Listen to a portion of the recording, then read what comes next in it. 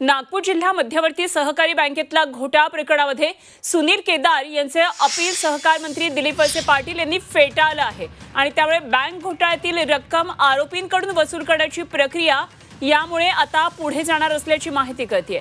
सहकार कायद्यातील कलम 88 अन्वये घोटाळ्याची रक्कम आरोपींकडून वसूल करण्यासंदर्भातली प्रक्रिया सुरू करण्यात आलेली होती आणि या विरोधात केदार यांनी सहकार मंत्री या नात्याने दिलीप वळसे पाटील यांच्यासमोर अपील केलेलं होतं।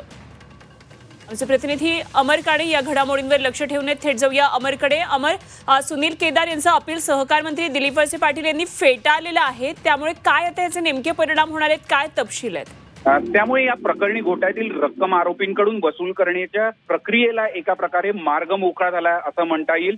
एकूणच हे संपूर्ण प्रकरण अतिशय मोठं आहे। अनेक वर्षांपासून ही केस चालली, त्यानंतर न्यायालयाने शिक्षा सुद्धा सुनावली होती आणि त्यानंतर सहकार खात्याकडे संपूर्ण घोटाळा प्रकरणी जे मुख्य आरोपी आहे सुनील केदार आणि इतर जे आरोपी आहेत त्यांच्याकडून सगळी वसुली करावी यासाठी हे सहकार खात्याकडे सगळं अपील करण्यात आलं होतं आणि त्यानंतर हा सहकार खात्याने हा संपूर्ण निर्णय दिला। त्यामुळे या घोटाळ्यातील रक्कम आरोपींकडून वसूल करण्याच्या प्रक्रियेला आता मार्ग सुकर झालाय असं म्हणता येईल आपल्याला।